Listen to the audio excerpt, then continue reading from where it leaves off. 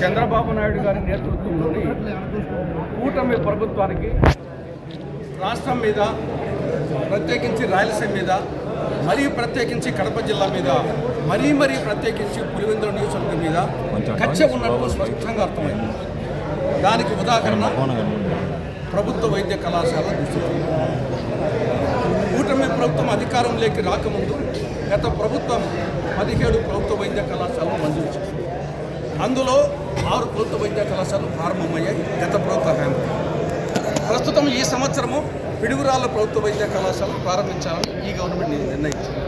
ఇంకా మిగతా 17లో 6 గతంలో 1 విఫలమవుతున్నారు.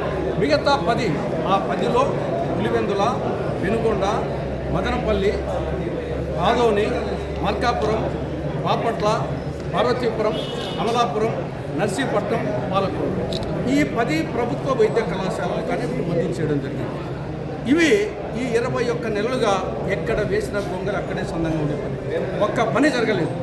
అందులో మన పులిందులకు సంబంధించి ఈ కూటమి ప్రభుత్వము అధికారంలోకి రాకముందు దాదాపు 47 ఎకరాల 58 సెంట్లు, దాదాపు 100-150 కోట్ల రూపాయలు విలువ చేసే భూమిని వచ్చేసి ఈ ప్రభుత్వ వైద్య కళాశాలకు అప్పగించడం జరిగింది. రెండవది 412 కోట్ల రూపాయలు ఖర్చు చేయడం జరిగింది. మూడవది 625 పడకల ఆసుపత్రిని మంజూరు చేయడమే కాకుండా భవనాలు పూర్తయినాయి. ఆసుపత్రి ఇక్కడికి షిఫ్ట్ అయింది, రన్నింగ్లో ఉంది. మెడికల్ కళాశాల భవనాలకు సంబంధించి 60-70% పూర్తయిపోయింది. ప్రభుత్వ నర్సింగ్ కాలేజీకి సంబంధించి భవనాలు 100% పూర్తయిపోయింది. క్వార్టర్స్, హాస్టల్స్కు సంబంధించి 60-70% పూర్తయింది.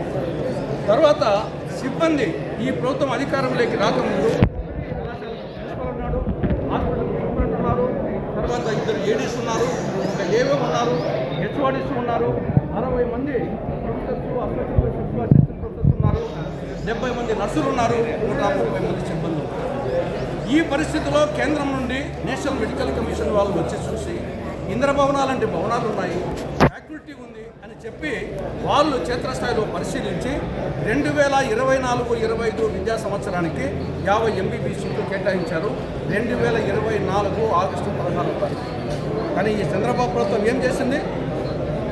ఒక లేఖ రాసింది, భవనాలు పూర్తి కాలేదు, ఫ్యాకల్టీ లేదు, కాబట్టి మేము నడపలేము కాలేజీని, మాకు 50 MBBS సీట్లు వద్దని చెప్పేసి లేఖ రాసింది.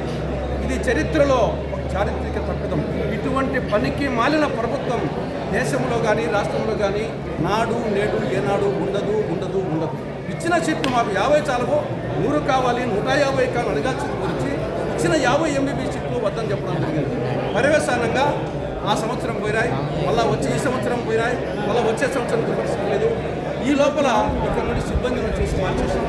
ఇక్కడ నుండి పిడుగురాళ్ళకు వచ్చేసి పులిందుల సిబ్బందిని మొత్తం డాక్టర్స్లో 40 మంది డాక్టర్స్ను, ప్రిన్సిపాల్ను, సూపరింటెండెంట్ను, ఏడీస్ను, ఏఓస్ను, 30 మంది నర్సులను, 40 మంది సిబ్బందిని వచ్చేసి అక్కడికి బదిలీ చేశారు. కాబట్టి పులివెందుల మీద కక్ష అనేది స్పష్టంగా అర్థమవుతుంది. కాబట్టి ఏ విధంగా అయితే పిడుగురాళ్లను ఈ సంవత్సరం ప్రారంభిస్తున్నారో ప్రభుత్వ రంగంలో, అదేవిధంగా పులివెందులతో సహా మిగతా 10 ప్రభుత్వ వైద్య కళాశాలను ప్రభుత్వ రంగంలోనే ఈ సంవత్సరమే 2026-27 విద్యా సంవత్సరంలోనే ప్రారంభించాలి, లేకుంటే మీ పతనం ప్రారంభమవుతుందని చెప్పేసి కూటమి ప్రభుత్వాన్ని హెచ్చరిస్తున్నాం.